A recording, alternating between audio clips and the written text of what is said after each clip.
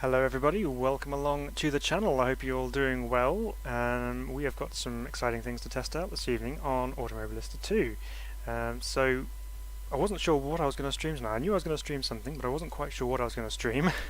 And then Ryza dropped this update for Automobilista 2, which includes the new Ginetta G40 Cup car. So I thought, well, hey, why not? Let's jump into that and give that a go. So we're going to do a couple of races. We're going to try and do some online races and get people involved as well. But the Ginetta G40 Cup runs in various championships around the UK and also runs on the Toka package as well sometimes. So we're going to run a couple of UK circuits just as a kind of a theme, I suppose you could call it. But let's have a look at the car itself. And so it comes in two different categories. So you've got the main Ginetta G40 Cup, which is this one here. It also slides in under the GT5 category with the other Puma, I think it is. Yeah, the Puma 05, but we're going to run it just in the Ginetta G40 Cup. So it's rear-wheel drive, it's an inline 4 rather than a V6 like the Ginetta Super Cup is. Under 50 horsepower, lowish weight, 5-speed H pattern, so yeah, it's good fun car to drive. It's on treaded tyres as well, I believe it should be, as that's what the real car's on.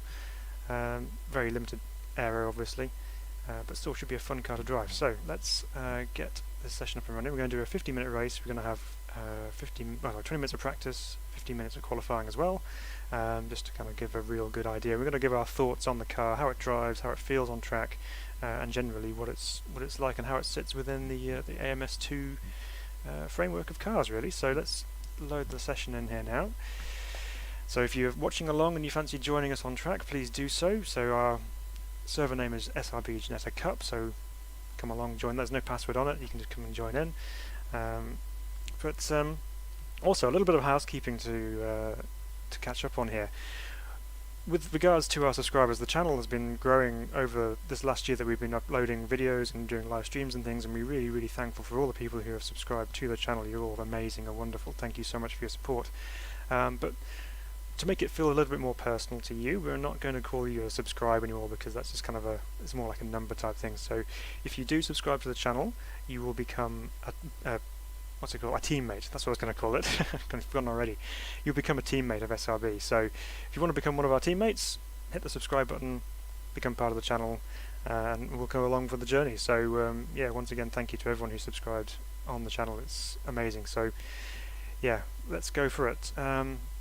Haven't got anyone joining in just yet, so let's just vote to start anyway, and we'll get out on track and see if other people join in as we go.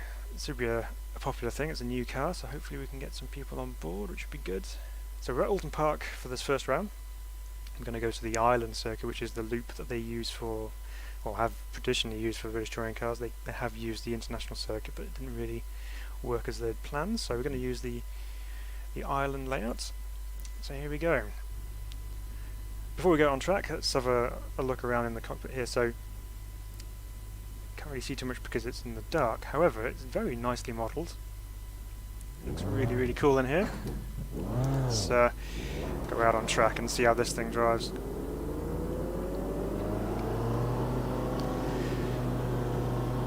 Sounds pretty good so far. We'll see what it's like when we get up to the really high rev bands as well. We'll also give our feedback on the force feedback and see what that's like. Here we go, out of pit lane. There's the rev limiter. Now, if you watched our last video that we did, or live stream on Automobilista 2, you will have noticed that we drove the Mercedes DTM car, and I was having a real tough time of driving. It was here at Oulton Park, and it was sliding all over the place. I had no grip, and then I jumped into the DTM BMW instead, and instantly had loads of grip. I forgot where I was going there for a second. I thought I was doing the international loop, but yeah, that was my fault because the car was actually on wets for some reason. Didn't even think to check it. I'd left them on wets after the previous run that I'd run in it. So yeah, that was my bad. So the Mercedes isn't actually that bad of a car. It's just me not paying attention. So let's just try and survive this outlap as I've almost run off track at the Island hairpin. Now first thoughts then. So, force feedback. It feels pretty good actually. It's quite detailed. You can really tell when you put the power on. You can feel how the car's reacting underneath you. It's quite good that way actually. Down to Lodge corner again. Favourite corner on the circuit.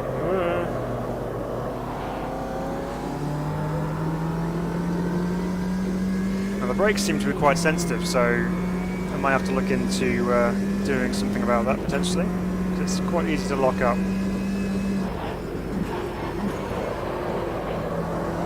All call, notoriously difficult. A little bit of oversteer on the exit there, which is quite nice. You have to get used to balancing that out. Cascades, get the car tucked in. Now you see these cars used in Ginetta Junior Championships, and the racing in those championships tends to be really, really close. Lots of aerodynamic slipstreaming going on. I can imagine that in here the racing in this particular car on Automobilista 2 will be very good as well. What we need now is some people to race again. Down to the Knickerbrook chicane. It's quite willing to rotate actually. It's got a good front end on it, and the rear end is loose, but not dangerously loose. It's manageable.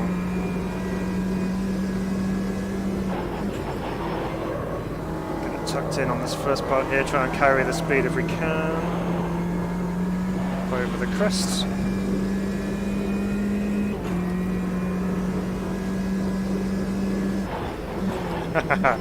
Oh, I'm sorry to hear you've injured your shoulder. Yeah, I have a bad shoulder as well. But I'm putting that down to not using it enough over lockdown, so hopefully a bit of oversteer exercise will help with that, but yeah, I hope you feel better soon. Hope you enjoy the stream as well. Hopefully we have some kind of a race for you to actually watch, otherwise it could be quite a lonely stream of me just driving around in circles.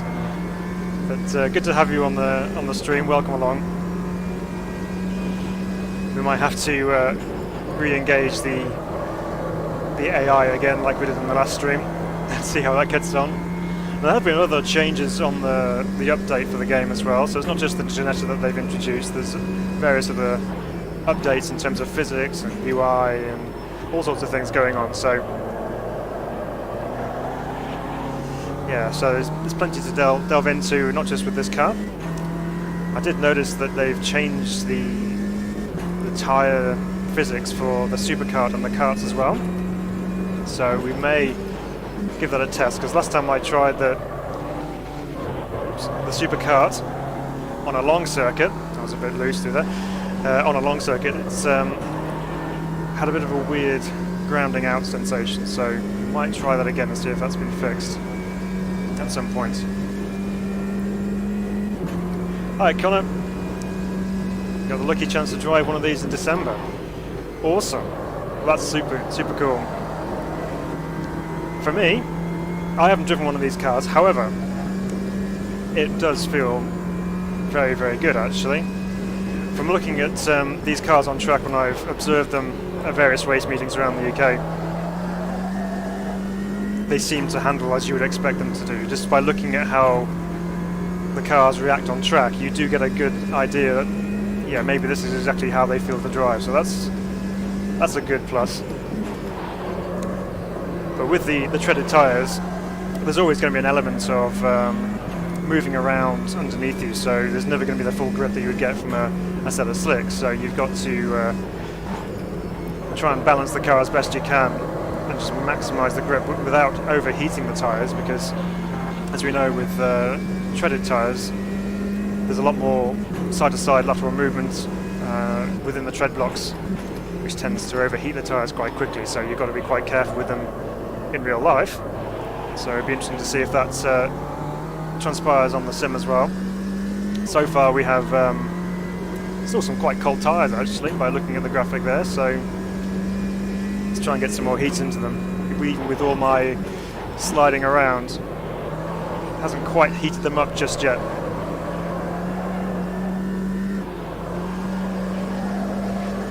Oh, I love that section through there. You finding the slide like crazy? Yeah, there's a bit of sliding around.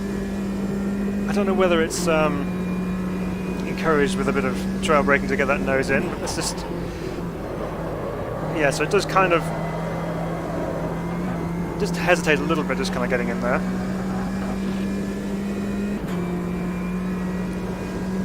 Yeah. Yeah, I'm finding that the brake pressure is quite sensitive, and it's quite easy to lock the brakes up as well. So you reckon they're from the early access? So they just kind of brought them over to the release version. We might be able to change that with some pressure adjustments in the garage, possibly. But so far, as long as you're kind of used to how far you can press the brake pedal down, you can drive through it. Obviously you don't want to be locking brakes up too much. Yeah, there's a bit of looseness through there, but you do see the cars move around in real life, so don't find it too disconcerting so far. This corner is just so slow. I must admit, this isn't my favourite layout of Oulton Park, but because these cars run on this particular layout, we thought, well, why not? We'll run this one.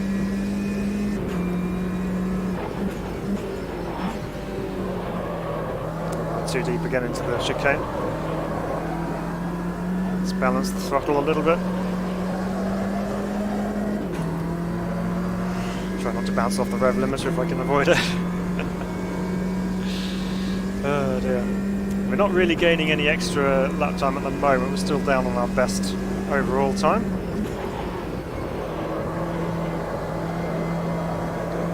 That was a bit better through there. Getting a bit more temperature in the tyre by the looks of things. Seems to turn in a little bit easier that time round.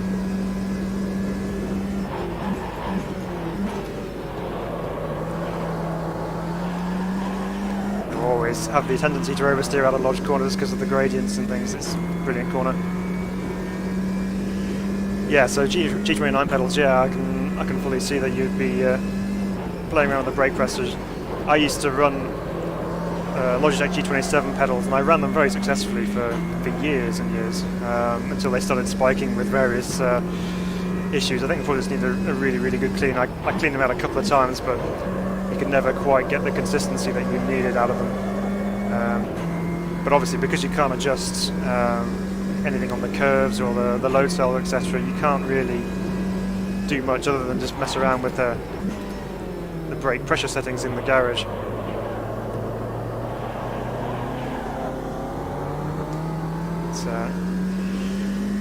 You know, even with old pedals or G29 pedals, you can still be quick and still enjoy your sim racing, which is the main thing. I'm very fortunate to have a set of Fanatec V3s at the moment, which are serving very well in terms of pedal feel, etc. Albeit they have had a new circuit board installed because that toasted itself.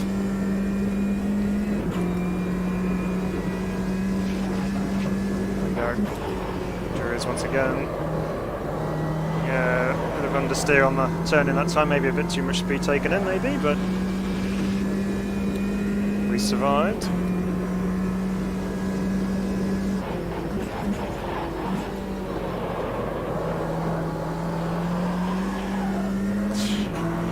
Ah, I do love Rob's corner, it's brilliant.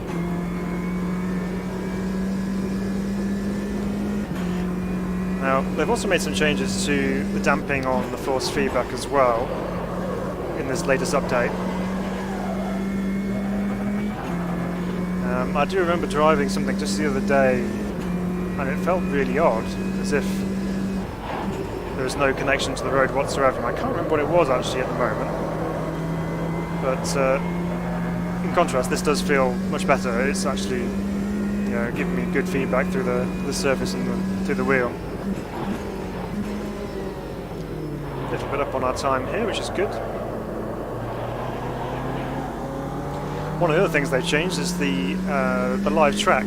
So now it actually maintains its track development from session to session. So in theory, if you have a track build up during practice, you'll have the same track state when you go out for qualifying as it was at the end of practice, which is good.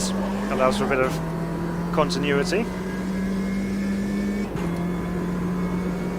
I must say, actually, I'm really enjoying this car. It's pretty good. I mean, I quite like the slower cars anyway, normally because they require a little bit of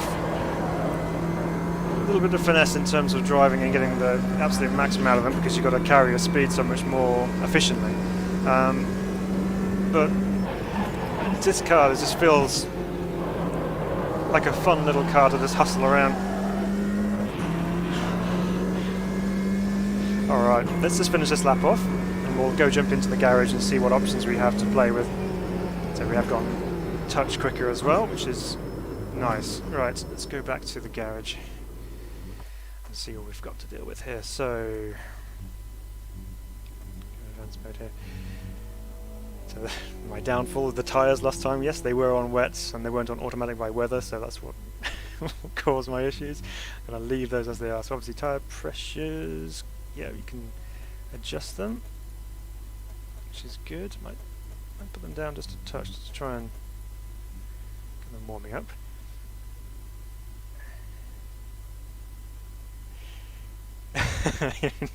Guitars over sim racing, huh? Yeah, I'm a guitarist as well. I love my guitar. Yeah, I'm just a very poor sim racer at the moment. So there we go. Brake pressure, you can change. It's actually on 90% already. So how much lower can you take that? Right down to 50% if you wanted to. Obviously, with that, you lose amount of braking performance if you do lower the pressure too much. Let's try it down at 80% and see what happens with that. Now obviously you can change brake bias. It's quite heavy towards the front though, 64% front bias, which could tendance to you locking the front brakes up a little bit more, and also if you push that back, it would help with rotation into the corner as well. So let's take that a couple of clicks back that way. Sounds like we have someone joining the track alongside us there, which is cool. Weight bias, fuel obviously. Let's have a look suspension wise. Camber angles you can change. Ride heights, bump stops, bump and rebound. Can you do anything with that? No. Ride heights obviously you should be able to change, yeah. Bump and rebound as well. Steering lock, turn angle, anti-roll. You reckon 60% or less? Okay. We'll give that a go and see how that works out. I've got my Fanatec pedal set up to, well, the slider's on about 40, so it's not full, I guess, full range if you like, but I've got that set up just so it normally takes out some of that that locking. But we'll turn that back down again and see. So you can change gear ratios as well. Well, you can. Okay. Well, we should be alright for the moment. Let's just put this down to 60% and see if we can stop the car. Right, let's go. Fender strut, Eric Clapton signature, Connor. Wow, that sounds amazing. And I bet it does sound amazing as well, to be fair. I know, isn't it? Yeah, why do we pick such expensive hobbies? It's because we love them, hey? This is why we do it. Les Paul Custom Shop. You guys have got some nice guitars. I have a Dan Electro, a very old Dan Electro electric guitar in a lovely kind of baby sick green, and I'll have a electroacoustic, just a cheap bowl back type one, but makes a nice sound and I enjoy playing it. So yeah, do love my guitar. I play by ear, I don't read music. Okay, we're managing to just about get that stopped. That's better, a bit less locking. I was a bit nervous that I wasn't going to make the corner then, but that's okay. We'll get used to it. Let's see if Azaris has given us the tip of a lifetime. There I am. Could be onto something there. Whoa. Too eager on the turn-in.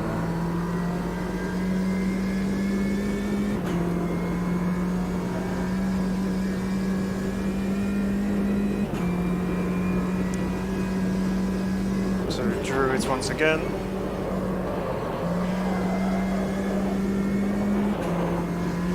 So maybe the combination of the bias backwards and that pressure as well will be a winner. Let's see.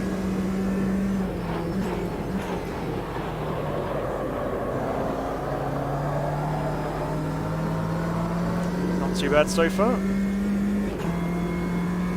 Not too bad at all.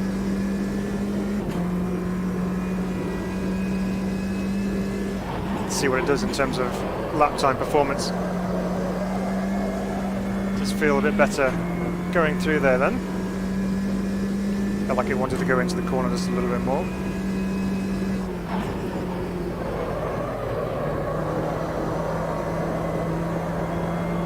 Yeah, that's quite nice through there then. See what the split says now.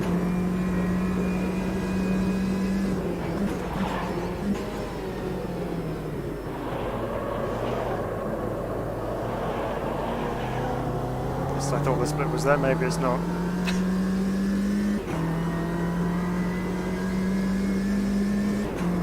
A couple of cars on track in front of us, that's good. People to drive against.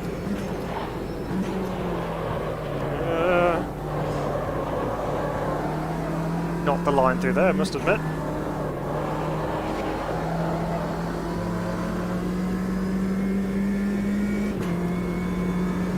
Clay Hill we go once again under the bridge. Great place to spectate from as well, up on the bank on the left there. Get a good view of the cars coming up there and out of Knickerbrook.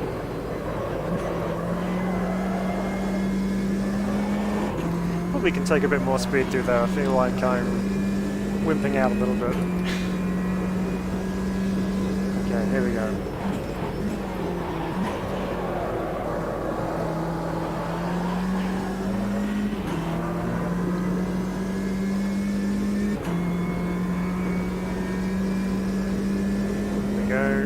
No, not quite quick enough yet, but still learning the setup on this one. Quite a bit of understeer that time through.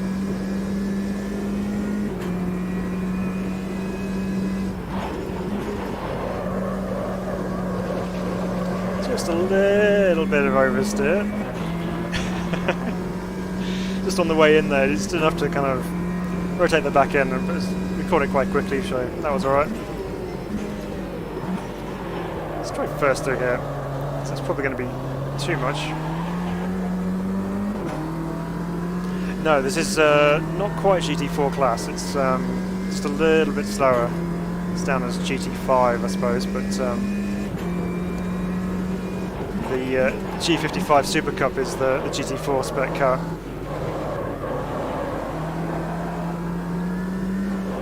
What we might do for our next race is we might do a multi-class with this and the G55, just as an experiment, just to see what they're both like on track. So that's the practice session over and done with.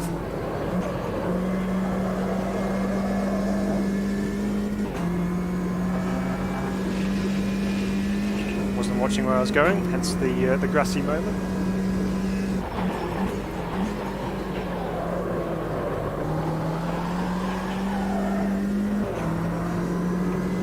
I will never get bored of that. Every single lap. It's puts a huge smile on my face through that. It's mega. Right. So that's practice completed. Got a couple of other guys out there, which is mega to see. We are 44 plays a 45 and 46. Let's see if we get anyone else join during qualifying. That'd be good. All right. Qualifying it is. Let's take some fuel out for starters. Not that much. 5 laps should be sufficient. What I might do, I put the tyre pressures down, but I might just put them up just a little bit, just to try and see if we can heat them up a bit more.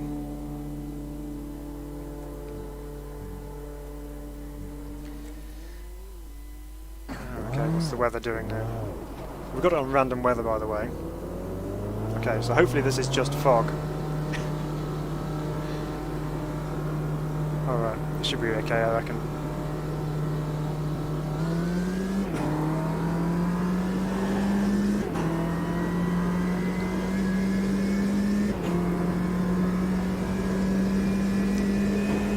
Bordering on the not allowing cars on track state of weather.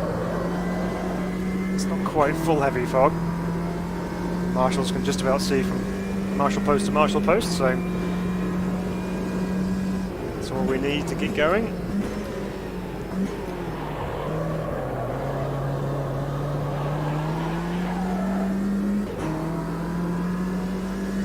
The tyres, they're stone cold. Zero grip until they get up.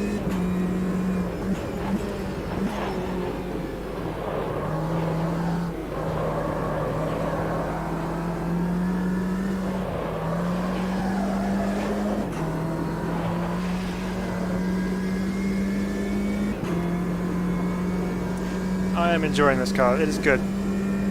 This is nicely balanced. It's very, what I would call, chuckable. You can kind of throw it around. Probably not the quickest of methods for driving it, but well, a lot of fun to do so.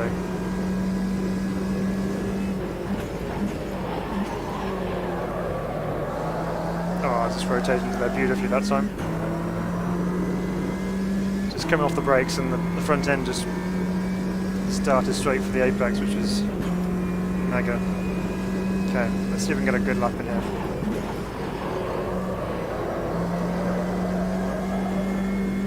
Okay, we've got the apex, but didn't quite carry the speed I would have liked to there. A little bit slow. Didn't use all the track by force majeure.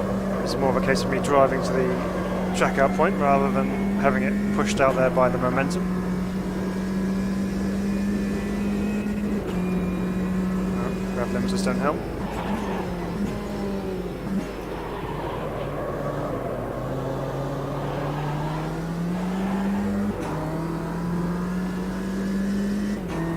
With the weight taken out of it with the fuel, it wasn't much weight, but whether it's that or the tyre pressure changes, it does feel very, very alive at the moment. Whoa! There's a curb and a half. Oh, what was I saying about feeling alive? Okay. There's the wrist braking snap on the force feedback.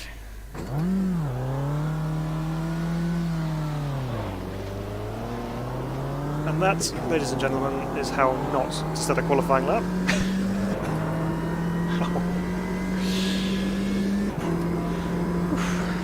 I really wrapped my thumb, that one. Thanks for that, Vanessa. Appreciate that. Again, the Formula steering rim, probably not the correct choice for this particular car, but when it's all you've got, it's all you've got. So we will make it work.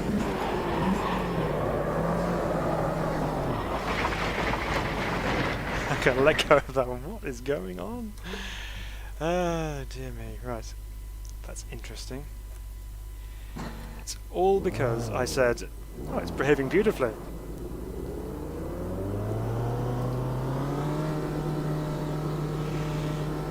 Steelcast 27 setup guides for MS2. It can be a bit intimidating playing with the setup options. It can cause you to have a bit of a brain malfunction just trying to figure out what it all does, but the best way of trying things out is just changing one thing at a time. Well, first off, loading up the default setup, going out, setting some laps, go as quick as you possibly can, and once you've done that, just change one or two things. Go out, set some more laps, see if it makes a difference and what kind of difference it makes. And if it's a good difference, maybe keep going that direction, see if it makes it even better. If it's not a good difference, maybe put it back and go the other direction. Usually for me, I would look at changing tyre pressures as the first thing I would change.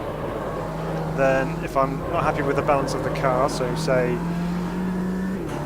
it's oversteering or it's understeering too much, I would look at changing the anti-roll bars. So if I'm finding that I got too much oversteer on the way out of a corner, I would stiffen the rear anti-roll bar a little bit, just to try and support the car while it's trying to put the power down, especially if it's a rear-wheel drive car. If it's a front-wheel drive car, I'll do the opposite and stiffen the front of the car. From there, if you feel that the car is too stiffly sprung, you can obviously look at different spring settings if that's available, by softening the springs off, or you can play with the dampers as well. Dampers are also really good for changing the attitude of a car as well, so if you've got a car which just isn't rotating into a corner, you can play around with low speed damping, and that will help with the weight transfer of the car. So if you make the front bump in low speed softer, that'll allow the front end to dive a little bit more and get more of that weight over the front axle to help get the car into the corner. But also if you want to change how it reacts over bumps, curbs, etc., change the fast damper settings, so fast bump and rebound. If you soften that off, it means, well, if it's on bump for example, if you soften it off, it'll force the shock straight up into the top of it a lot quicker. And if you change the rebound, if you stiffen the rebound up, that means it'll force it back down quicker to get the tyre back on the circuit surface. So there's lots of different things you can do, but it's really a chance just to kind of dive into it and just take little adjustments every now and again just to see how they go.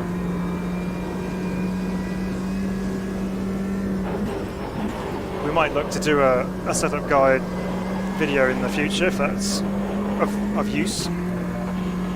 I'm not going to proclaim that I'm a setup guru by any stretch of the imagination, but I have a good understanding of general mechanics on the car and what works and what changes what. So we can always do that if it's useful.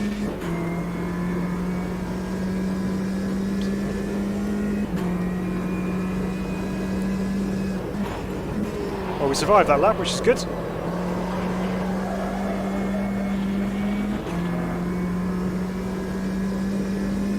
Didn't have any nasty sideways moments.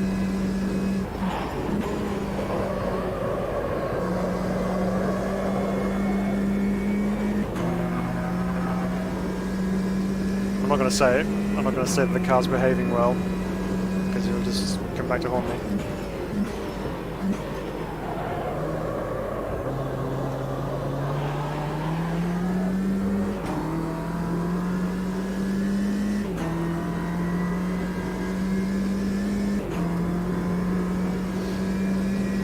We set a lap good enough for pole position so far.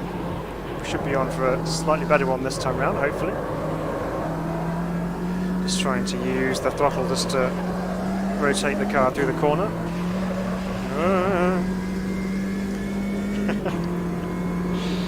Don't put a wheel on the grass, it's not a good idea. So we're nearly 3/10 up on this lap, which is nice. Let's keep it neat and tidy towards the end and we should be good for an improvement.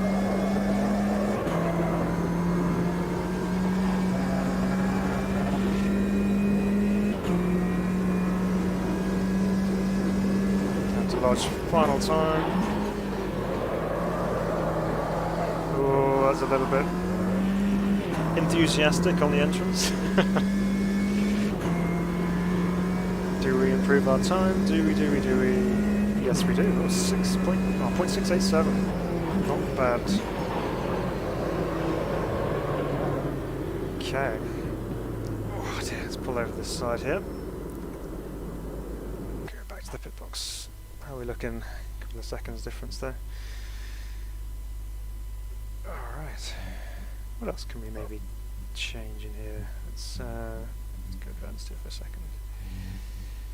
So let's go suspend suspension. If you want to try and get the front in a little bit, so let me stiffen this up. That's as stiff as it will go.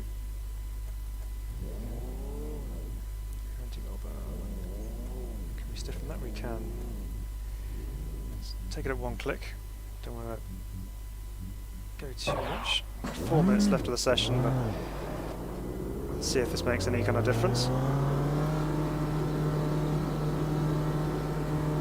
5 cars entered on the server, so a little bit more, which is nice.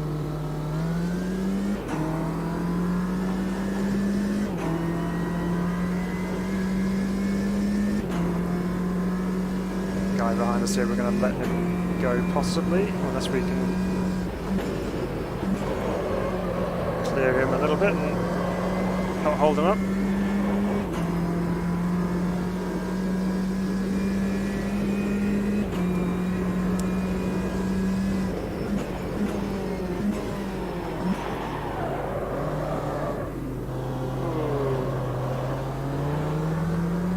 Not brilliant out there.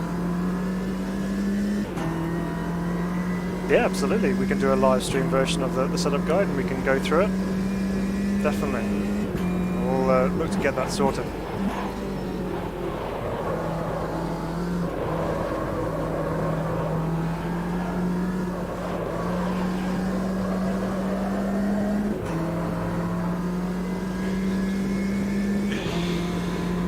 Alright. Let's try and get this a bit better.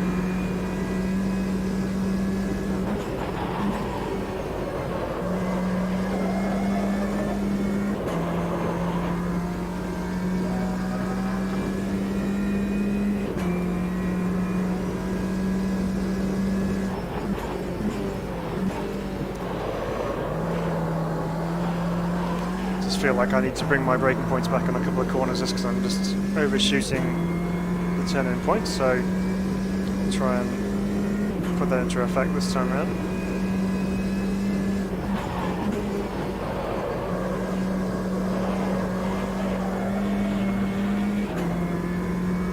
That's a bit better through there.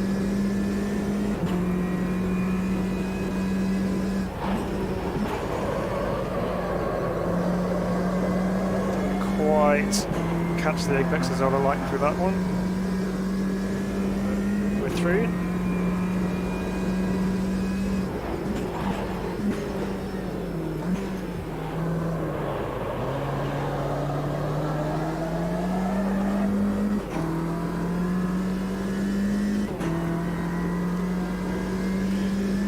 We are not expecting miracles as returns. Yes, I wouldn't expect miracles with my setup skills either, but if I can help, I will.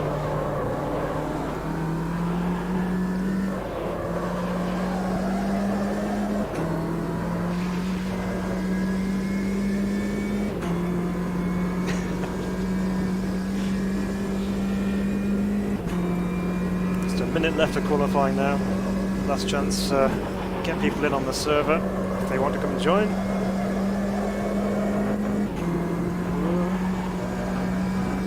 Someone's had an off up front somewhere.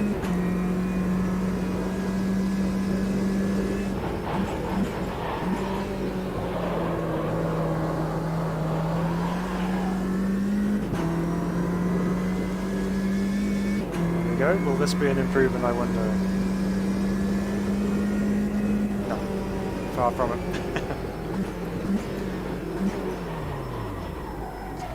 Oh, this guy's way behind. Right.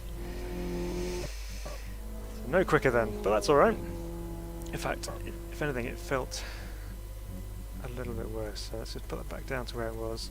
I'll leave that for the race because I think I want something which is going to provide safety. I don't fancy having a moment on track. So we're going to set it to. We've got it set to standing start. So we're not going to do a rolling start for this one. So. I've not done a standing start for quite a while. I'm so used to doing rolling starts in iRacing and other simulators as well. So standing starts, we've got to get some good reaction times going and see if we can get to the first corner first, which would be nice. It's yeah. So first initial thoughts on the car. Force feedback feels great. Car feels quite nice to drive. It's very very nicely balanced. You've got a good mixture of oversteer and understeer to deal with, and yeah, the proof now for me is what it's like to race other cars with and how well it races together. So that'll be really interesting to see how we get on with that. Oulton Park is a narrow circuit, so there's not too many opportunities for overtaking. Obviously there's the main one being down at the hairpin, just because it's such a big stop, and again you could probably sneak up the inside at the Knickerbrook chicane as well. And Lodge Corner can open up some opportunities if it's if you've got a good run out of Druids. But we'll see how it races. That would be interesting. I know I can't go back out on track, so let's I don't want to kick him. I want to see what's going on. Oh yeah, I'm on the wrong one, that's why. I didn't actually go through the liveries on the cars, so I'm running the Ginetta livery. You can see it, of course. No, can't see it at all. But we'll have a look at the different liveries available for the car after this race, and we'll go from there. So we've got 6 cars as part of qualifying, which is cool. Right. We've got some good weather for the race, which is amazing. Except I didn't change my fuel. Oh, clutch kick, go, go, go. Uh-oh. Got some hungry Ginettas coming up all on the outside. Let them go. Okay, so we lost the start. It all came up very quickly all of a sudden. Let's see if we can...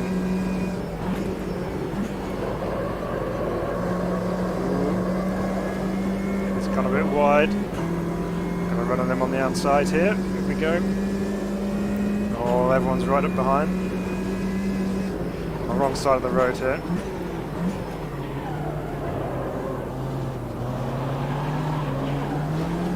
Ooh, bit of a nudge.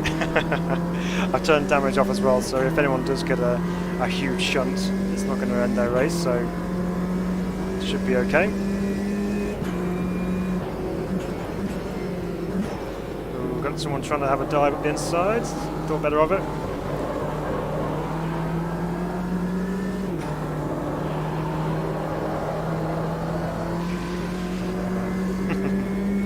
Let's go get him.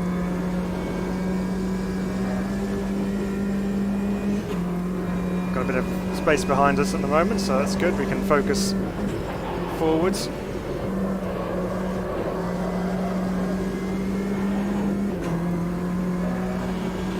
I can't remember whether I had fuel set to being on, because if I do, I'm in trouble, because I didn't change my fuel.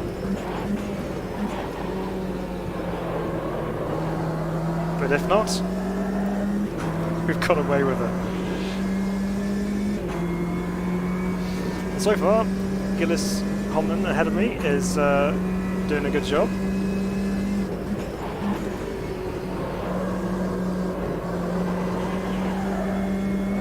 Let's see if we can reel him back in again.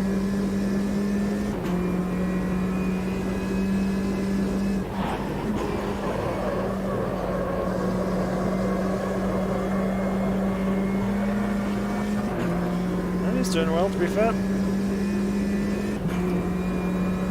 Good pace. Ooh, he's on the grass on the brakes. Oh, that's not going to help.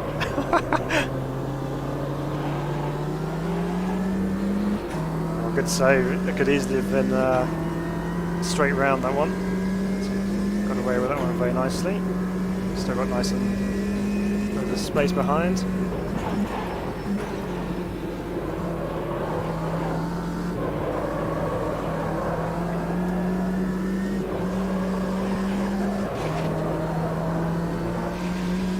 Through there. Setup tip number 1, having a fuel. Yeah, we'll add that to the list for the live stream. Oh goodness. So the only miracle I'm expecting on this is that I've turned fuel consumption off.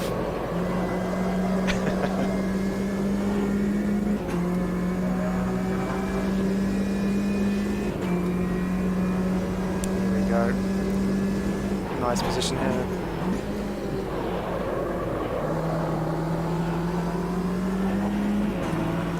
That's the Ginetta line, using the AstroTurf runoff. See a lot of Ginettas doing that in real life.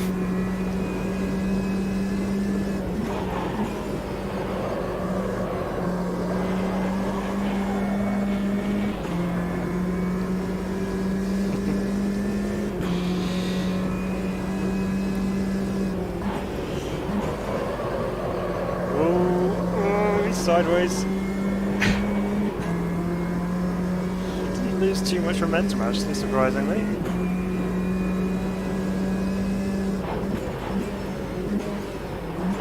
I thought that was late on the brakes, wow.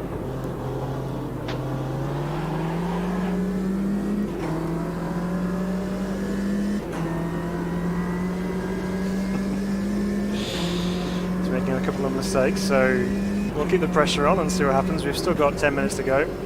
It's going to bide our time a little bit here. Oh. That's a solid bit of tyre war.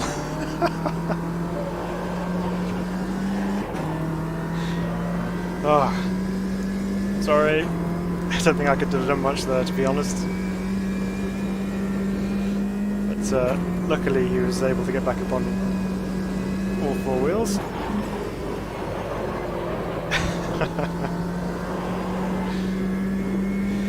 Tell you what, he built these Ginettas strong.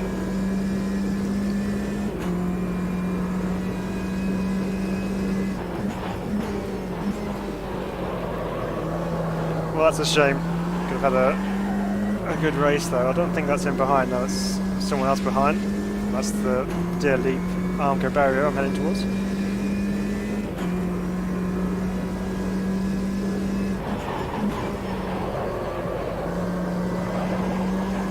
Well, the perils of the Knickerbrook chicane. Some nice handily placed tyre bundles just to catch you out if you are a little too enthusiastic on your turn in.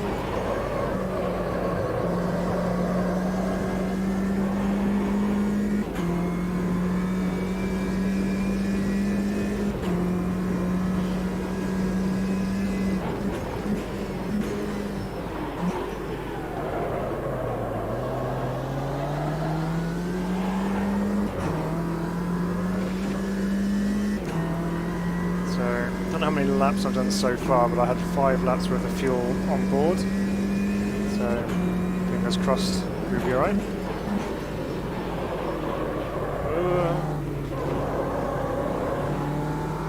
A brilliant run through there.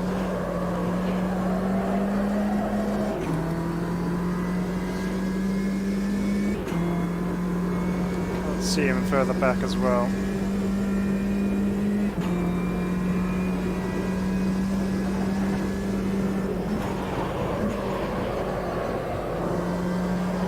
Too wide on the turn in then. So it'll be interesting to see what happens over a race length with these tyres and see if they actually get to a point where they get a bit overheated. They will do if I carry on like that.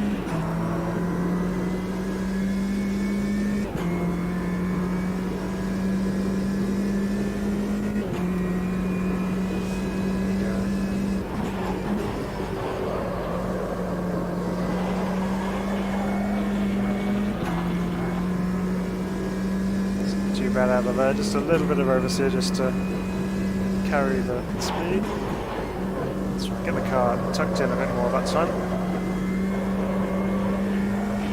Just playing with the throttle on the exit there.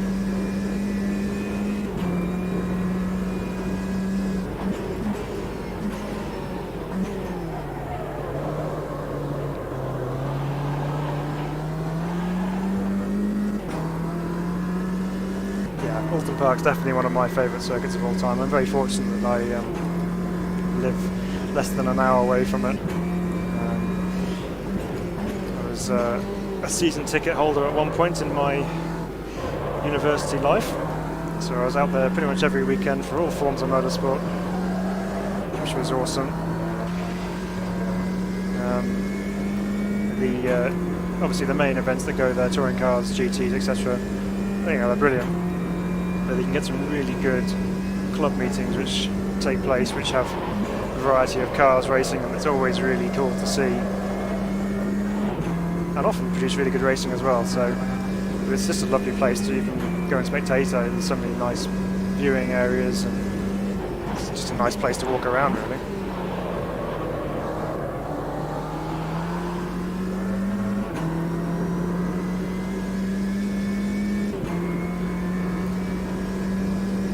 Used to be the case that you could actually park on the top of Deer Leap back there. You get a really good view over towards Lodge Corner on the drop out down the hill.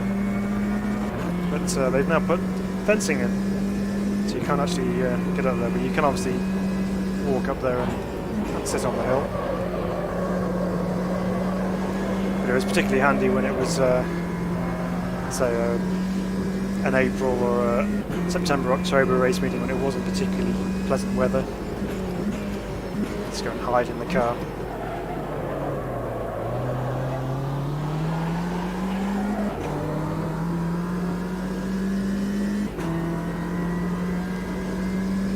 Five minutes to go in the session.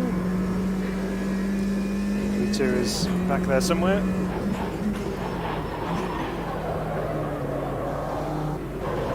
I was saying during qualifying that I need to bring my braking points back. Well, as a reminder to myself that I still need to do that.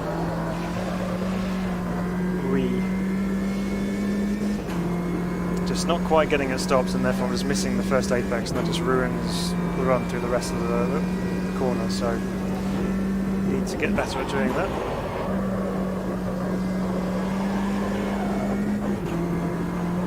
So this prevents you from getting back on the throttle as early as you possibly could, and obviously that prevents your speed from the next straight. Do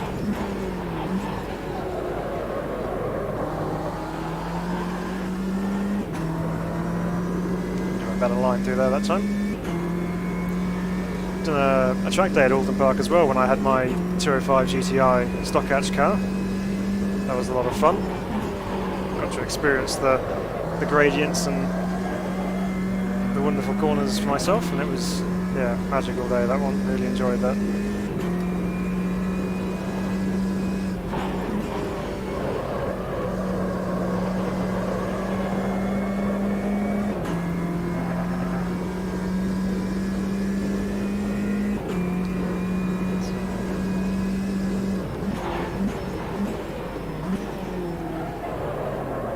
Yeah, definitely would say that the brake adjustment down to 60% pressure has definitely reduced the locking. Just trying to figure out how much I can actually put the brake pedal down on now, because I'm still hovering above where I would normally push to. Just pushed it down full distance, then it was alright actually, and we got ourselves stopped for the corner, which is a bonus.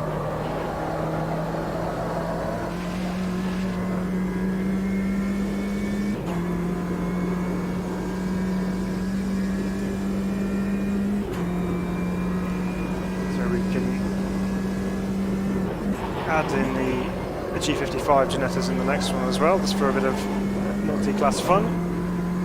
But, I'm thinking we can probably take this to, I don't know, say Oulton Park or Silverstone maybe. Ooh, there's a bit of oversteer.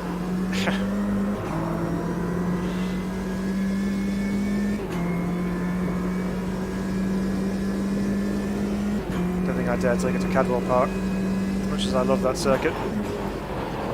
Although maybe we should, that could be quite a laugh.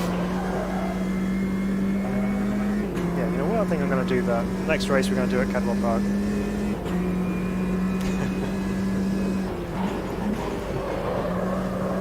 Be a great test of this car's abilities in all forms of corners.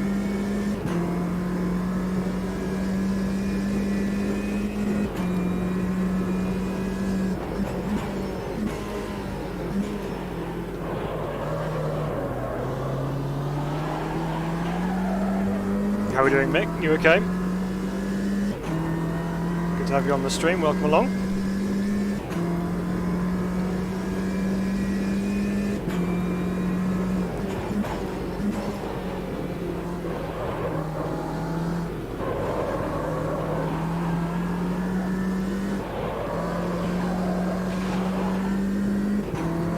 watch my 6. There's someone coming. Got 1 minute and 26 left. Looks like Gillies is on a bit of a charge again.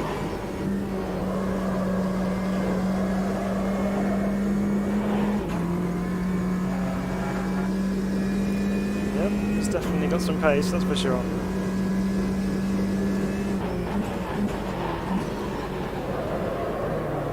Oh, that's not going to help.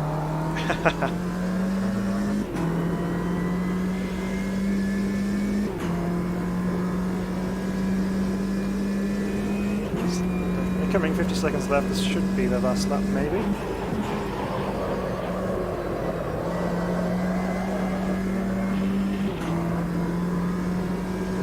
This is true. If this car doesn't fit Cadwell Park, then no car will. Yes. I was very tempted to try some modern F1 cars around there just to see how mental it would be. We might do that for a future video, just take some F1 cars on completely incompatible tracks.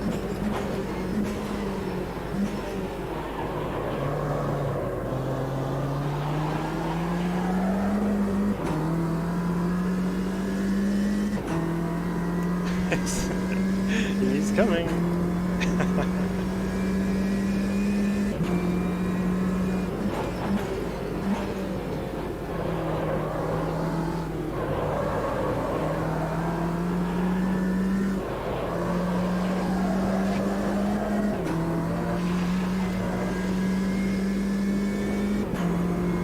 Wonder whether this will be the last lap or whether they will do 15 minutes plus a lap. I think this is probably the last lap.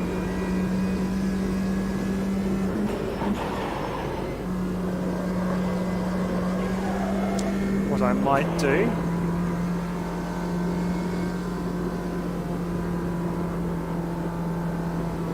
because he was ahead of me in the early stages, it was only for his unfortunate accident that I inherited the lead. Well then.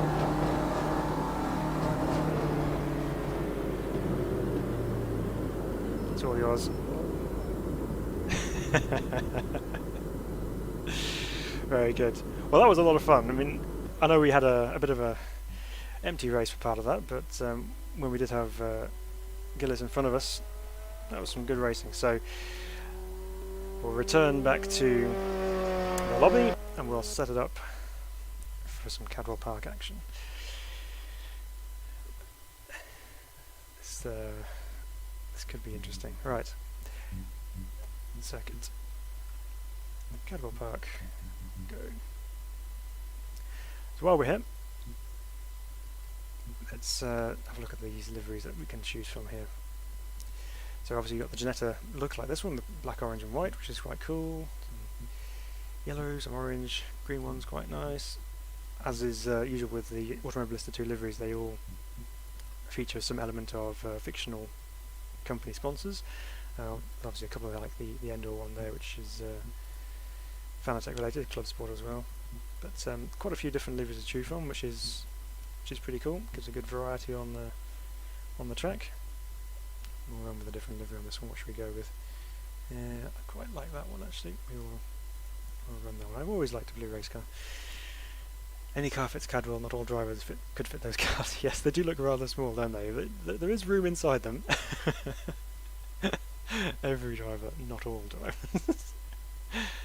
Yeah, there's. I suspect McNeil would have a bit of a squeeze getting into one of these.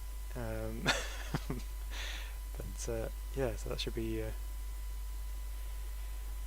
quite fun. Right, good fun cars. Is going to get us very responsive. Yeah, I agree. Let's give him a quick message here.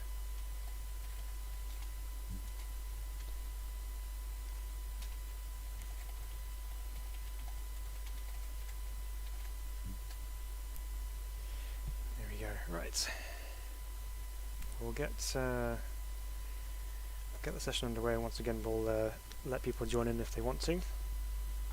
Same server name. Cadwell Park, circuit of 2 halves. You've got the first half, which is open, flowing, long radius corners, couple of fast chicanes in there, and then you get into the woodland section where you go up the mountain, and then it's all of a sudden tight, twisty, no room for error. Yeah, a lot of fun. I've also been to Cadwell Park in real life as well. The mountain is ridiculously steep. It is just, yeah, hard work walking up. So yeah, it's it's no surprise that the super bikes and super karts even take off over there. So here we go then. Qualifying, or not qualifying, practice rather. Let's go get some cycling laps in here at Cadwell Park. As my shoulder complains bitterly that I've been using it. Alright.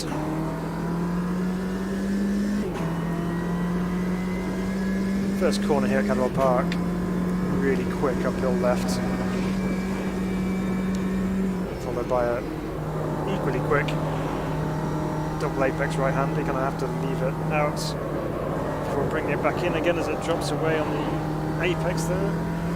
We have a really big long straight, I suppose you could call it. It's not exactly straight, but it's flat out nonetheless. Back up the hill we go towards the braking point. Out on the brakes into here. And should be able to keep this nearly flat through there. Now this next chicane is so quick. Tip it into the right and then flick it over the top of the left down the really steep incline to, I think this is called the gooseneck.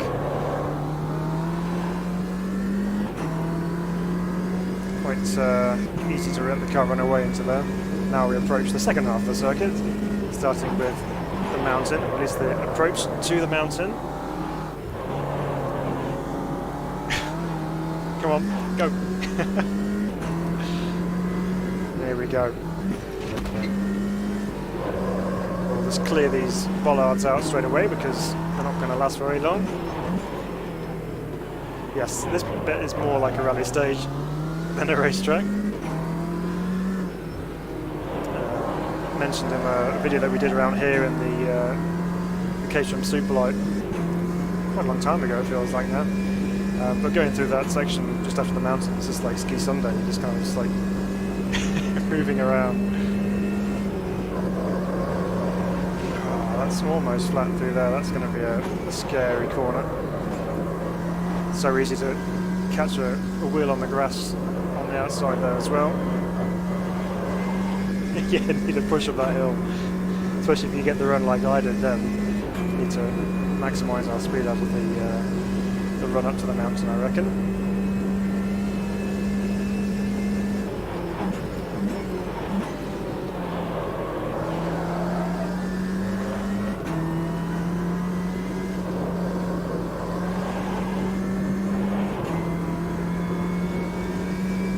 Down to this really quick chicane once again. Flick it left. Ooh, a bit early.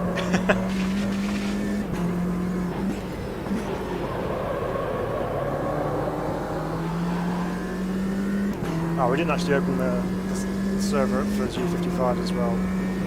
We'll stick with the G40s for now. I think G55s will just be too much around here. Up down again.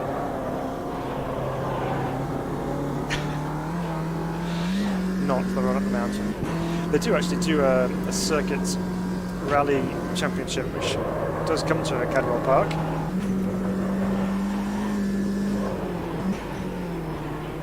Getting it stopped into those. Tricky. This one opens up quite nicely. Deceptively quick as well. There we go. Now, this is a bit more of a workout for the old shoulder, that's for sure. So we're on there, 146.8. Let's see if we can improve that. Flat out. Flat out.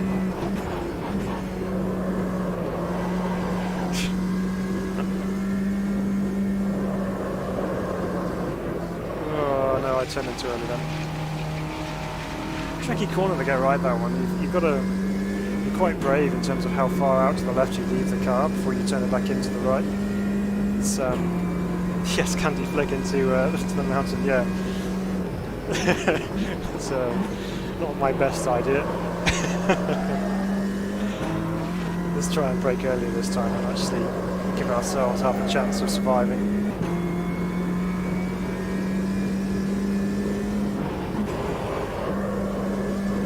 Not so early on the flick, that's better. Yes. More like it.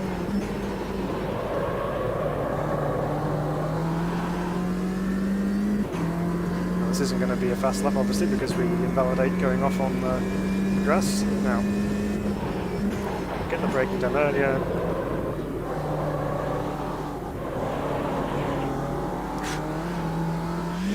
This just takes off because it kind of drops away and the force feedback all of a sudden just goes, hang on a second, you just regain contact with the ground and gives your arm an almighty tug. One way to warm the tyres up.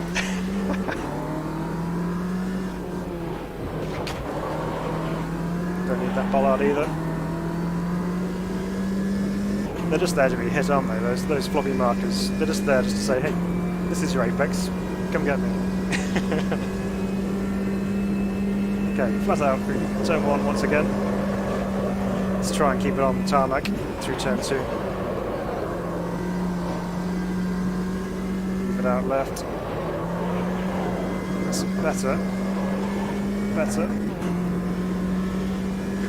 It's quite bumpy through there actually, the wheels going mad part way around that corner.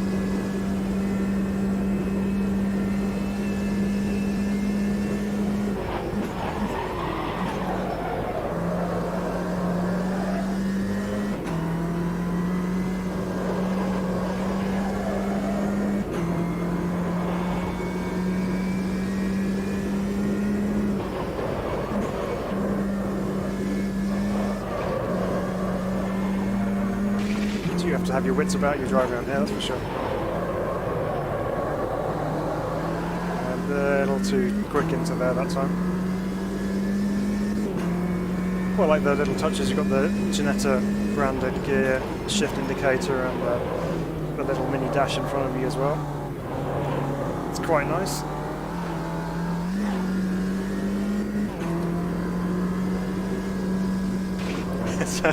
Just someone's been clearing floppy markers out. Can't think who that was.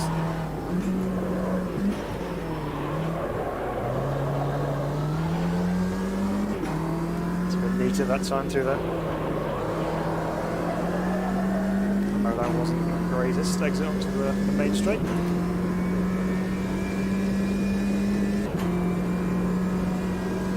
And we're going to be quicker, a 45.3 that time then. Partly just due to keeping things neat.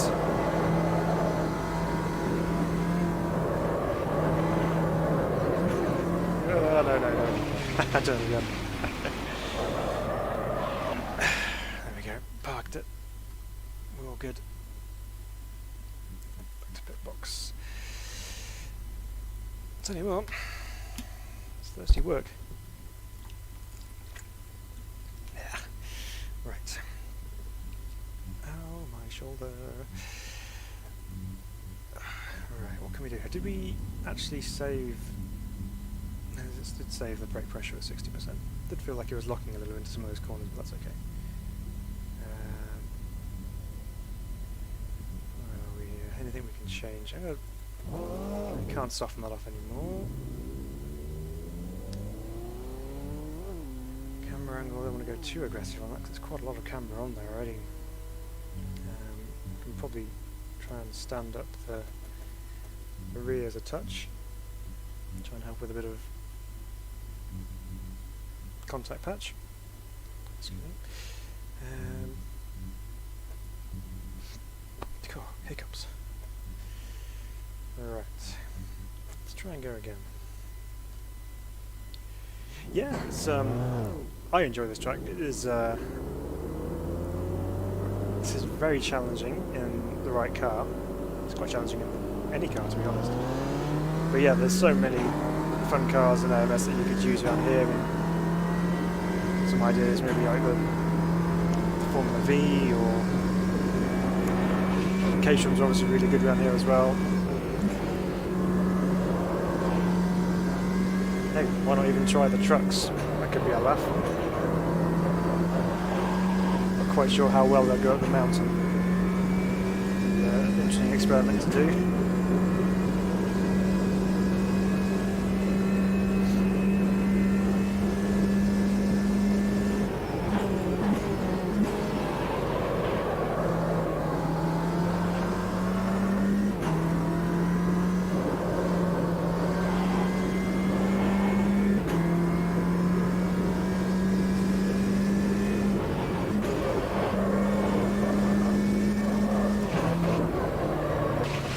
Way too quick through there.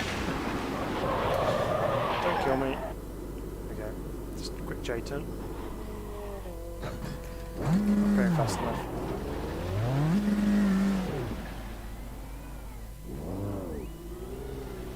Make sure we don't wipe anyone out on the way back on track. Good. Okay. So we know the limits through the chicane now.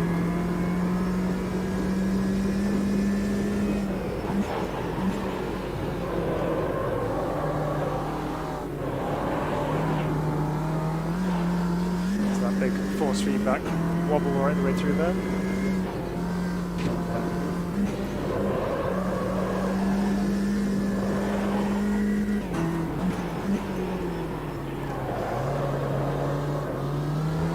You really are just slip sliding your way through that section until you get on the grass.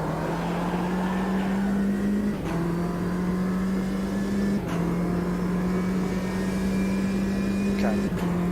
Let's see if our camber change made a difference on the rear end, see if we can improve our lap time a little bit.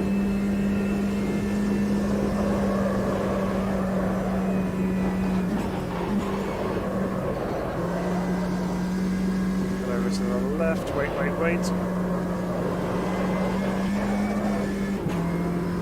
That's better.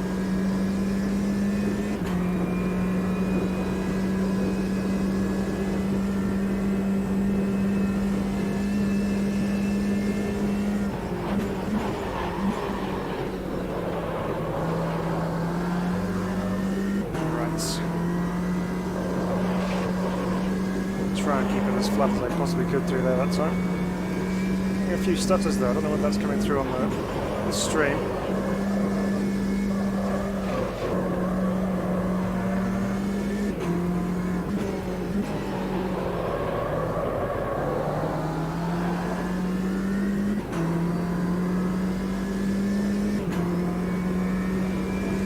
Been a better lap so far. I probably go ahead and ruin it. Yeah, not surprised. Surprised you invalidated my lap times. So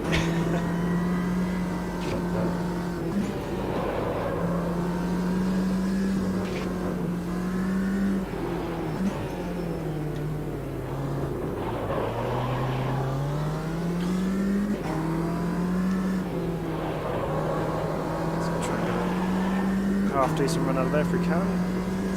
Brilliant, but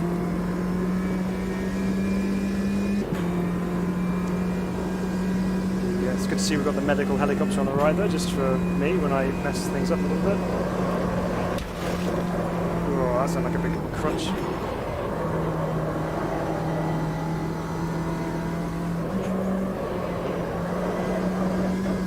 Oops, almost had an off.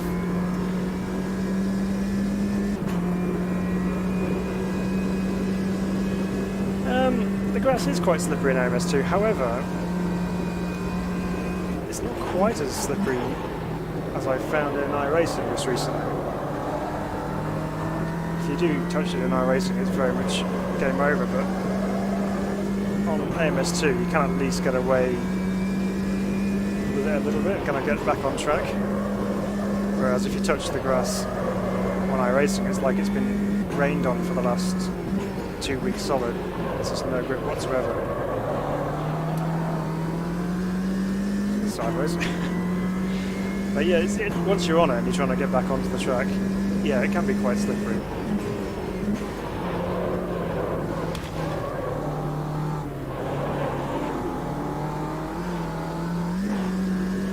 Lots of experience on it.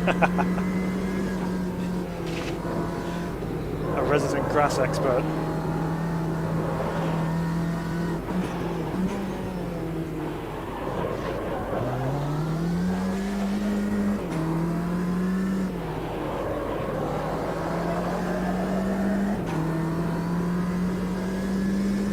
Tell you what, my forearm is now aching. So what I did with my shoulder, I actually injured it playing golf. It's going to pull over here, just going to give it a bit of a break.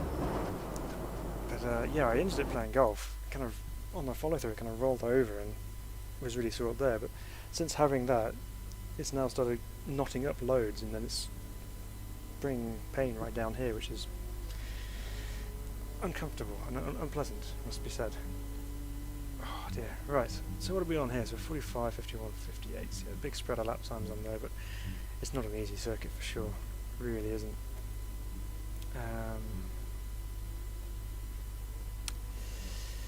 What shall we do? What shall we do?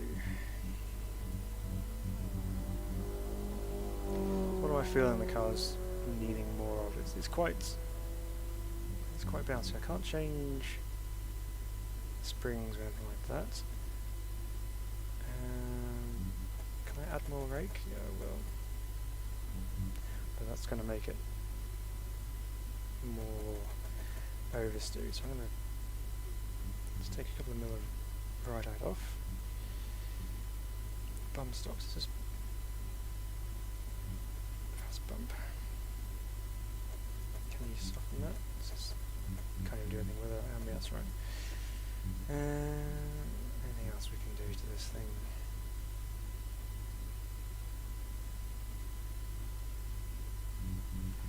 Not really. It's a little bit of extra toe just to help us with the corners. Can you soften that off anymore? No, you can't. Okay. Right. Come on then, arm. Let's go up for some more punishment. Just going to have to drive right-handed. Just leave that one off.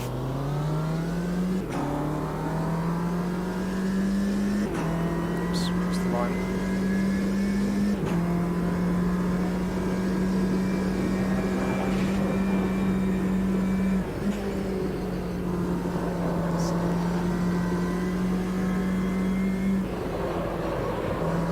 See if we can do a lap one-handed. Just use the other hand for downshifts when we need it. Because I haven't had enough problems going around here with both hands on the wheel, let's try it with one hand.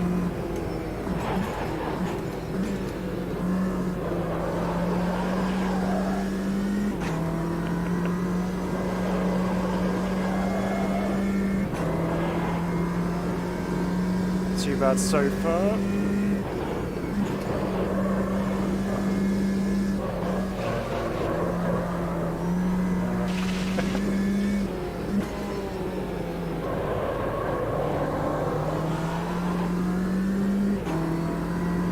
Drive one-handed more often. Maybe it's my two hands conflicting each other. This is the big test, okay.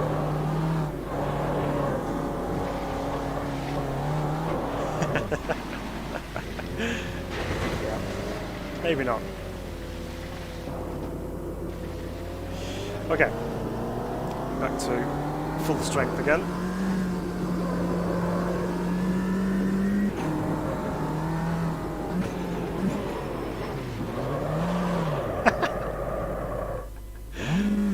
Yes. Okay. Definitely not helping. What did we change then that has made such a big effect? Other than my arm. Yeah, let's see. Yeah, let's put the rake back up again. Let's just see what happens with that. Haven't got long before qualifying starts anyway, but add a little bit of extra right out on the rear just to kind of get the nose down a little bit. So that helps with turning, but not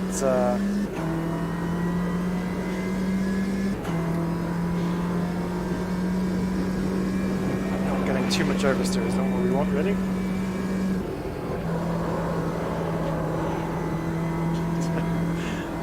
Fart and smile, I'd say. I'm quite sure if that's a compliment or an insult, I don't know, but if it's a compliment, I'll take it. If it's an insult, then I'll take that too.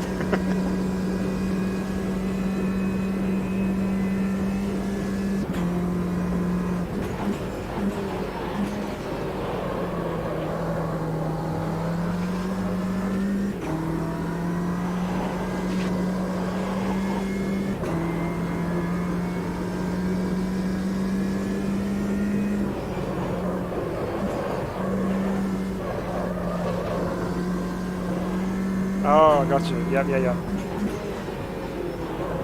That makes sense now. Brilliant. Oh, I'm happy with that. I'll take that all day long.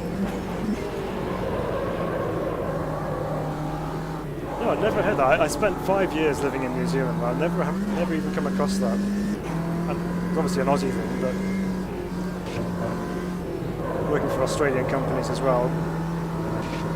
Never even come across it.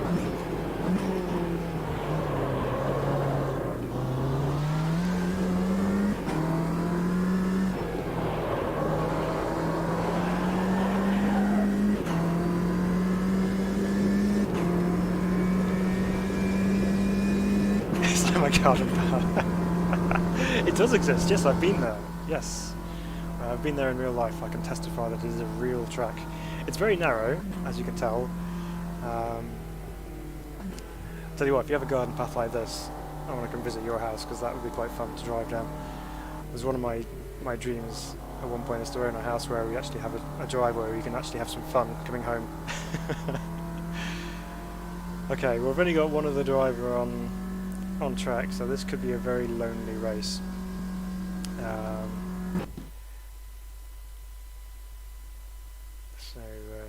Well, it's qualifying, who knows, people might join during qualifying. We'll go out and give it a go. We can actually see a little bit more of Cadwell Park as well. We haven't got the fog to deal with. It's a tight pit lane as well, you've got to put a lot of steering lock on just to be able to get out.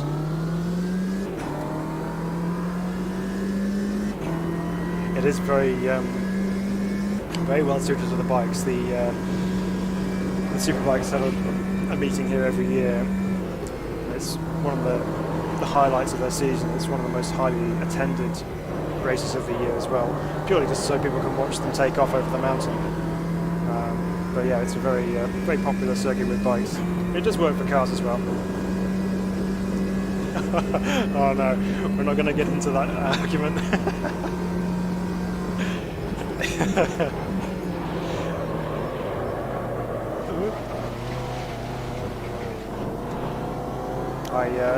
I love both equally. I spent time in both countries and love both equally.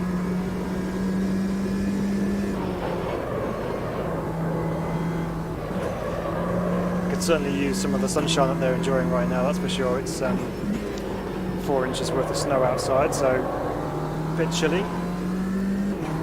It's not quite 26 degrees C heat.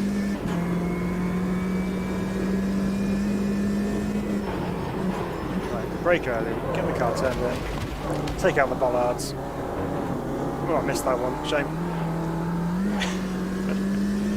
Right, we're going to let the chap ahead get away, we're going to give him some space. Don't want to intimidate him on his qualifying lap.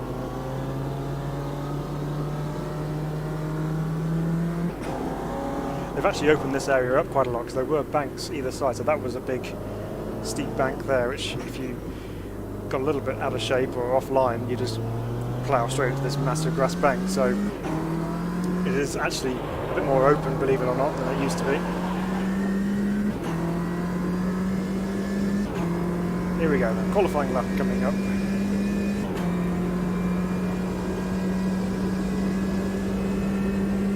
Remember, flat out first corner. Yeah, that's the ticket. Come on. Out to the left.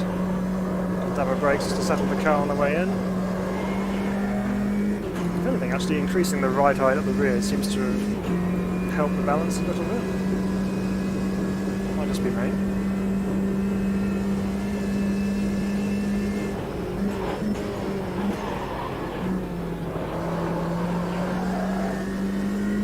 Can we take this flat out now? I wonder. I want to say I did, but I had a bit of a wimpish confidence lift.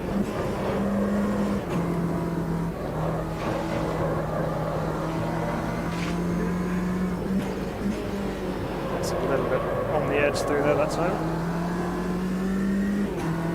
Now this also might be to do with the track state evolution as well, so we may have better grip because we've been laying some rubber down. Laying quite a bit of rubber down, especially right here.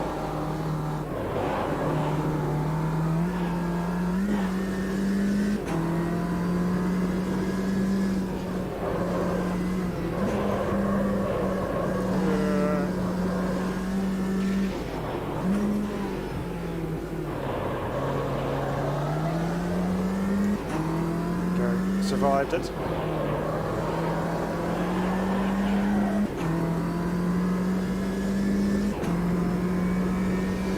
Okay, what kind of lap time are we going to put in here? It's a 1:45.1, which I think is actually the quickest lap we've done so far, so that's nice. I lifted because I felt understeer going into there, and I didn't fancy ploughing the field.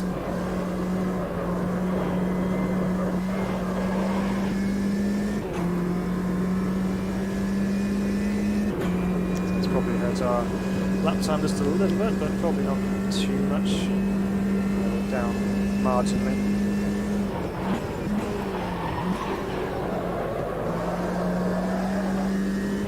Better through there that time. Speaking of New Zealand, did anyone see the New Zealand Grand Prix just recently at Manfield? Oh, not Manfield, that's where it usually is, at Hampton Downs. Young Shane van Gisbergen did rather well there.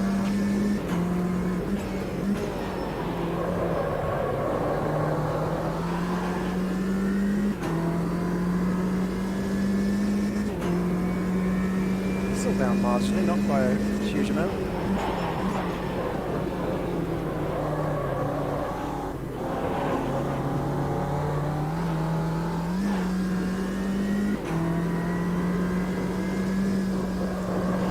Let's attack this section a little bit more here.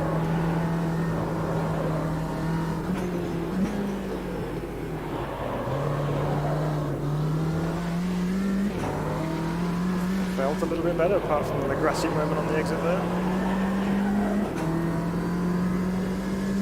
Definitely one of those sections of track where less is more, so if you go in there all guns blazing just trying to carry the speed through there, you will lose time just because you're too busy sliding around everywhere. Bit of a cut through there.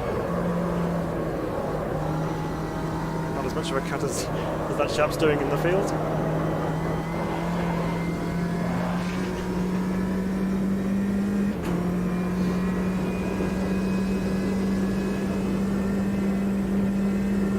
We're up by 2 tenths, nearly 3 tenths actually.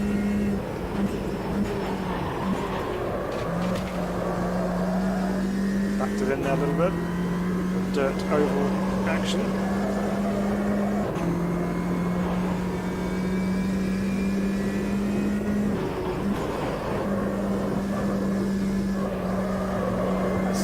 I really love that chicane, it's so good.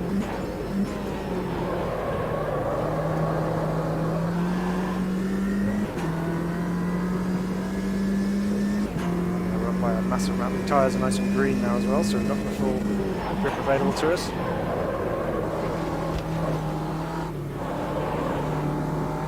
That was much nicer through there.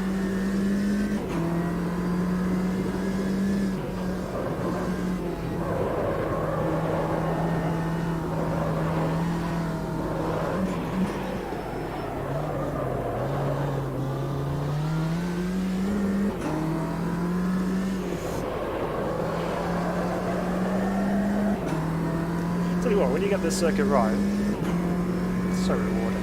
It really is. There we go. 0.89 up. I'm going to be honest, I don't think there's an awful lot more I can do with that currently, so I'm just going to return to the pit box, have a bit of a drink, and get ready for race time. It's 7 minutes still in the session.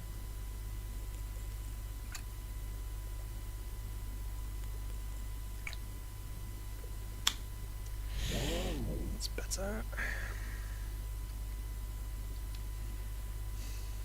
Can I get more out of that lap? Can I do it? I wonder what happens if we let's do this. Let's go here. Can we raise this even more?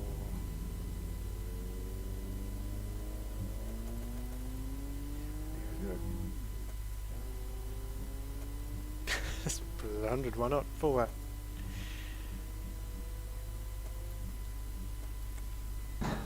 Thanks, Funky Rad Bomb Track. I'm still trying to get your name right. It's difficult to say. Let's call you Funky for now. Thanks. That was a good lap. Did enjoy that actually.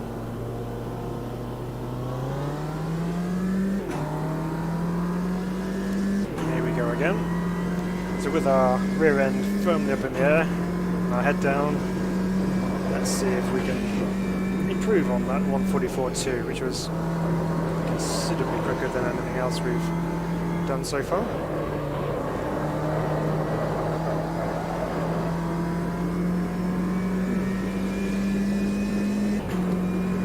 I know it's only the out lap, but already it seems like it's even nicely balanced.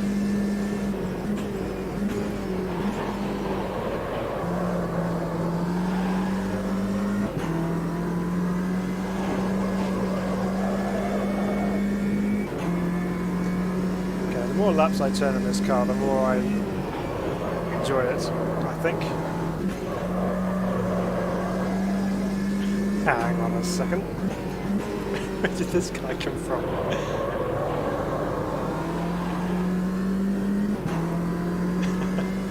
Did he cut, or was he just kind of before? Oh, he's exploring track limits.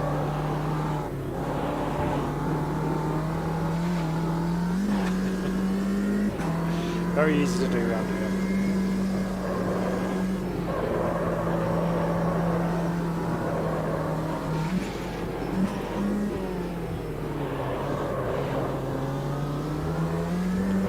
Definitely feel that having a little bit of throttle on through the corners just really helps the car rotate. It's just likes that rear end just to kind of come around just a little bit, just to keep the car pushing forward.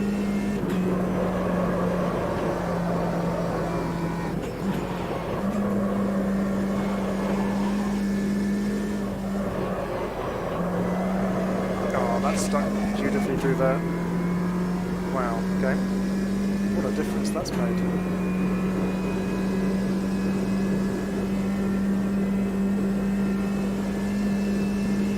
Sector 1.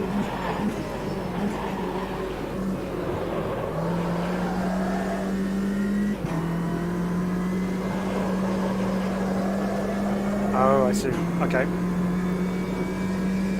Oh, I get it.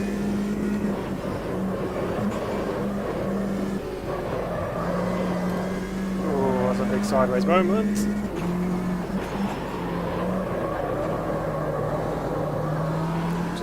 Ken blocked Gymkhana into there.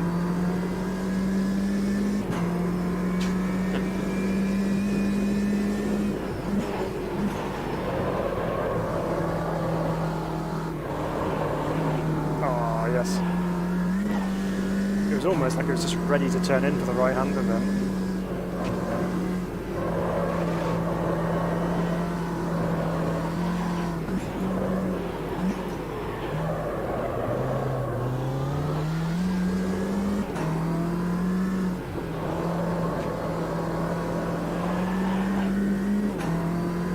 Steer through there, but not too bad. What's that going to be like as a lap time? Yeah, it's marginally slower. Probably down to the crazy oversteer moment.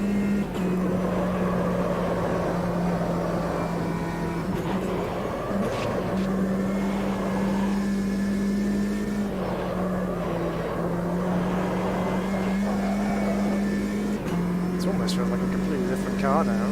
This is so much grip. Gone for the Red Bull strategy of massive rake.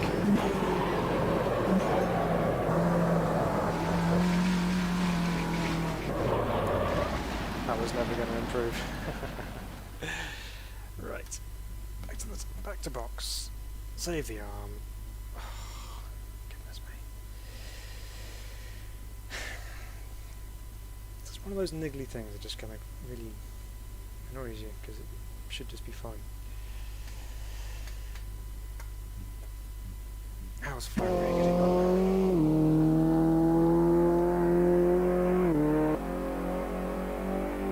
From the outside, the cars look so slow.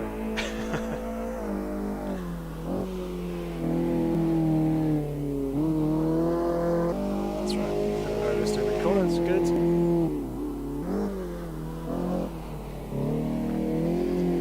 Nice tight line to the gooseneck.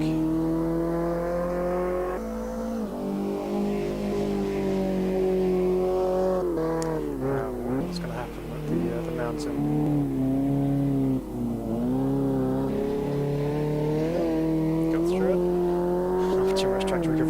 No, if you go off here, you don't really have much chance, much hope. It's only 2 types of hope I've been told. There's Bob Hope and no hope. Sliding into the penultimate corner. Sliding out of the final corner as well. The outside external sounds of the car sound pretty cool. I've noticed that some of the external sounds on AMS2 kind of have quite a lot of reverb added to them, but this sounds pretty good.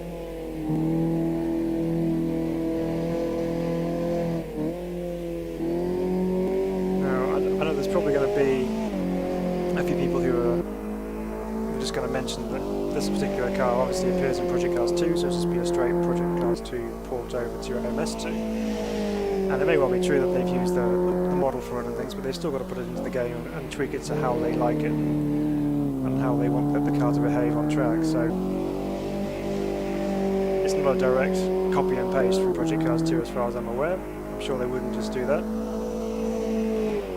So if you could make use of some decent car models, then yeah, why not? It's the same with the GT1 cars that were released a month ago, maybe a month and a half. Also appeared in Project Cars 2, but for me, adding extra cars to the sim is always a plus and a bonus. So, you know, the more different cars that I get to drive in a sim, I'm happy with that. So, and I think this is going to add a good additional element to the game as well. Because although the slower touring cars within AMS2 are good fun to drive, they're not going to be everyone's go-to car for the game. So if you have something a little bit more mainstream in there that people might feel more inclined to drive, then you know, it'll hopefully boost grids. And obviously we've only got 2 cars on the grid here, but you know, over time, when everyone's actually had a chance to download the update, get on board and try the car out and things, I'm sure we'll see more people driving these cars online, because they will be a lot of fun to race. I'm pretty sure of that. So this time we know we're going to go straight into the race, so let's go click continue, and we're on the grid, and the lights are already on, and you've got to select it, and you're like, ah! One thing it doesn't like doing is getting off the line. There we go. Fall in behind.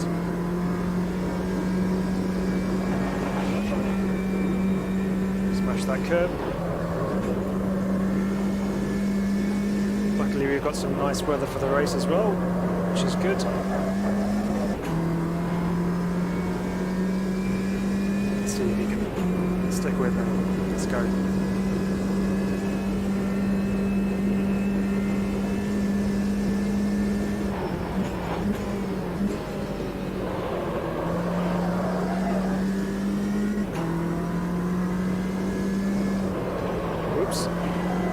Looking at my mirrors then to actually turn into the corner.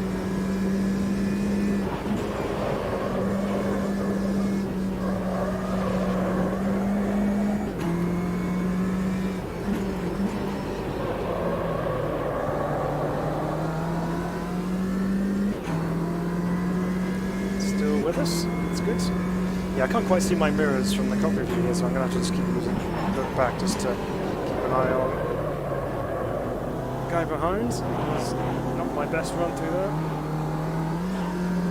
Of course, you get bogged down for the mountain. So let's put our bollards back. Let's take care of those.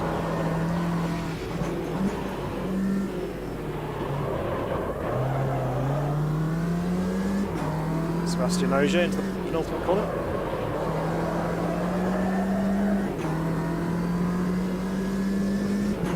He's still there.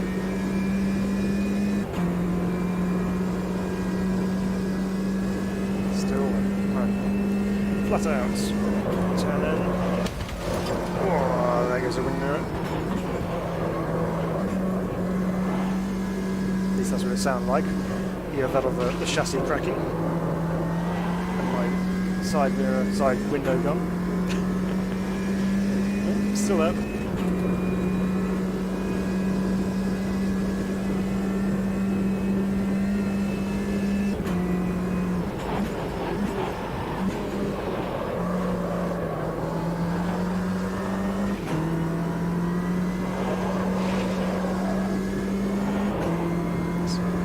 Much better line that time through there.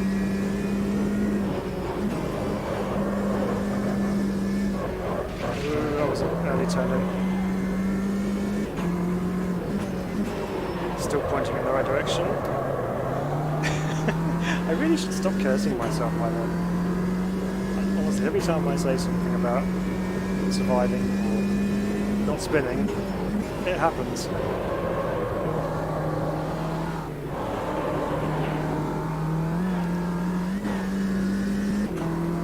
He's still with us. That's good. Don't change out a second minute there.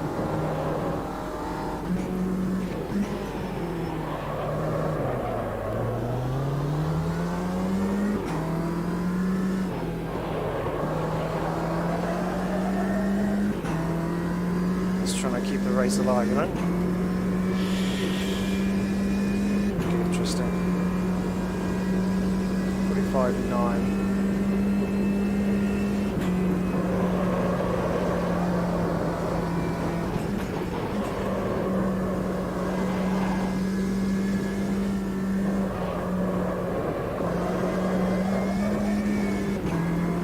It's become a lot easier since we changed the ride height on the rear. This mistakes so easily.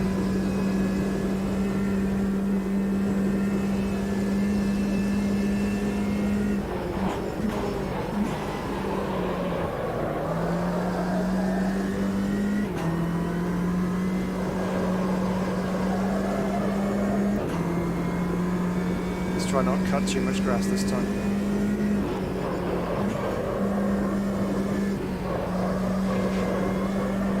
I just love that because you chuck it in and then you're balancing the car with a bit of oversteer and then you turn back in for the corner again, so it's just so good.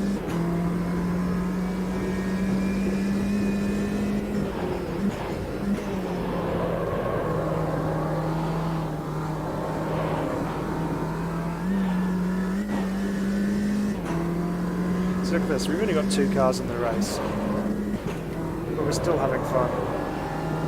Still got a decent race out of it.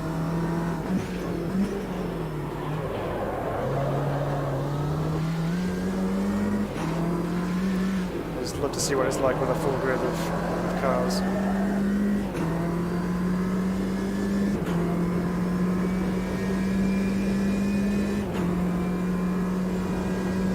Yeah, 44.9, that turn round.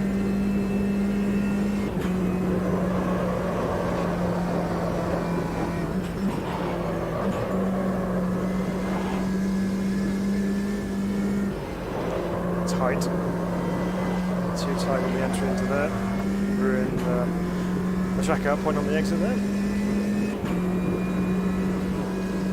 Oh no, he's gone. Where's he gone? Oh, he's stuck in turn 2. I'm going to slow up and wait for him.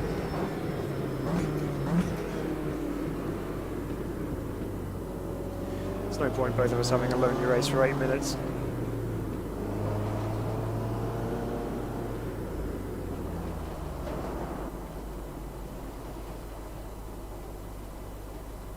catching up. Here he comes. Right.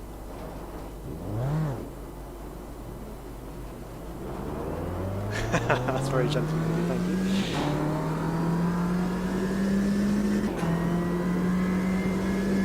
Right, game is back on.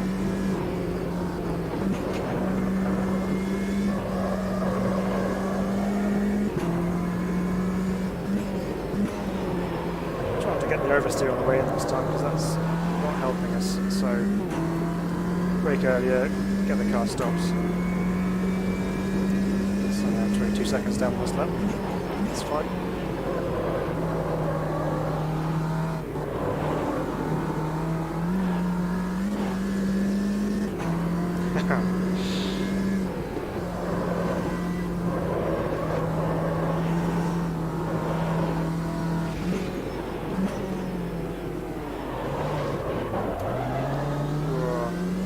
Rough through that one.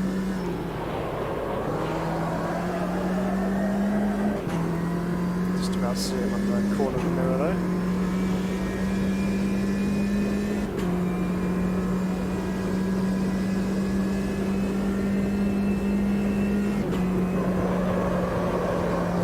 That's really going to be punishing the tyres through this, so I wonder whether that's going to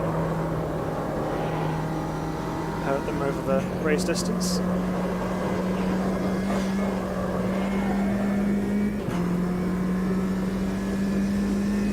To relax this arm. Do you often find that when you're driving you get quite tense in your shoulders, or do you drive relatively relaxed? I tend to find that I kind of lock my shoulders and my neck into one place. So the other week when I was doing a triple stint at Daytona 24 Hours, I came off afterwards and my neck was all sore. It could just be that I'm getting old, obviously, but no, I was in agony straight afterwards. Relax, man.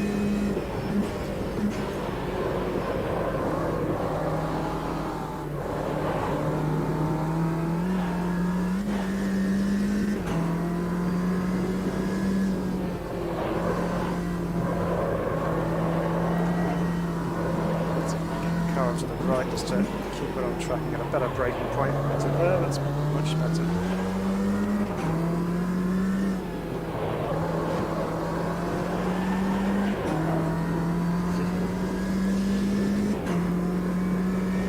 Back a little bit.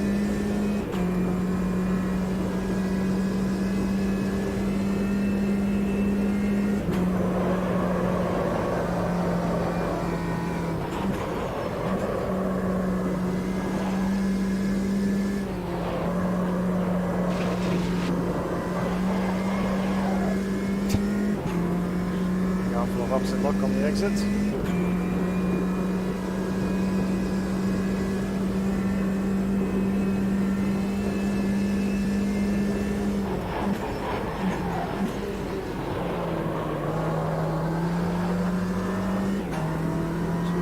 That one.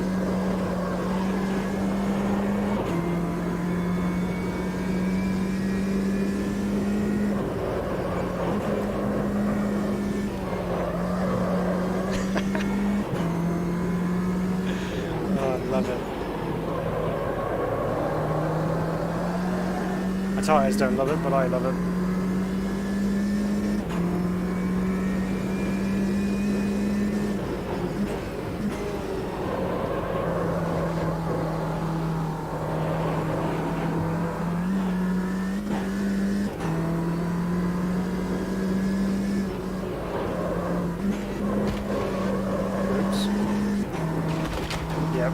Those down as well while we're at it.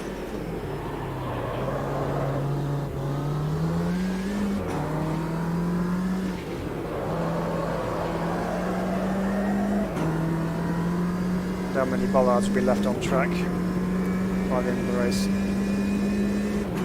Place your bets now. A little bit quicker again, not by much.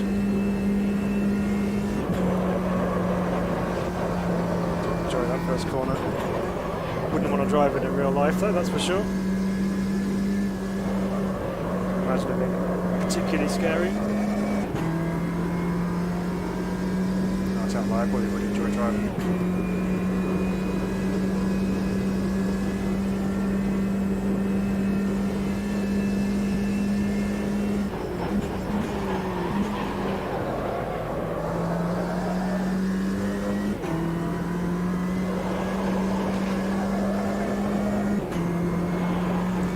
Kept it flat out that time.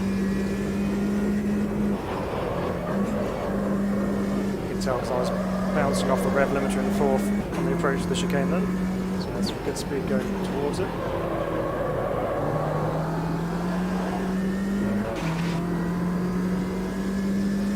Using all the track on the exit there.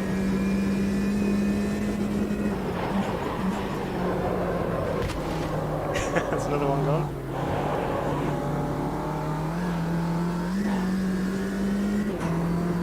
Yeah, exactly.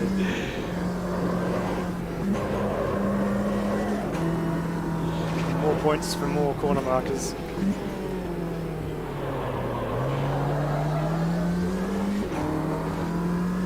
So far I'm on about 20 points.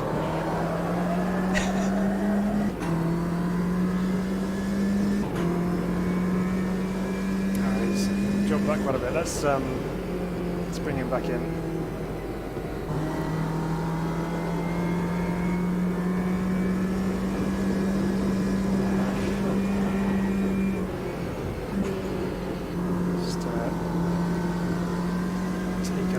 Time through here.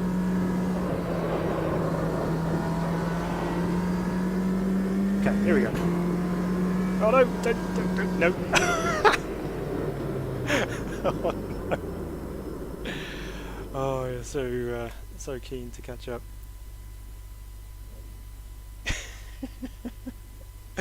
Come on.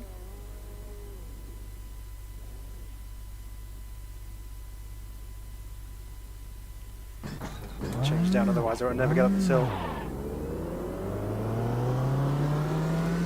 Yes, there'll be plenty of people on hand to put them back. That chap over there for one.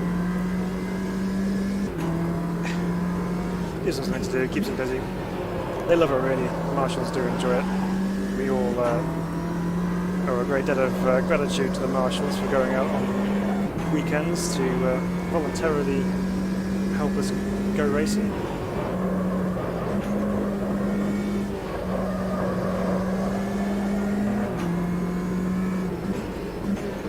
No motorsport would ever take place without them. They do valuable work.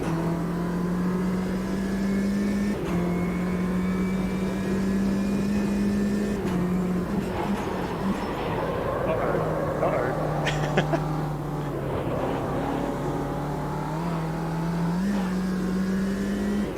26-25 seconds left. Will we make it to the line in time, or is this, as they say, it?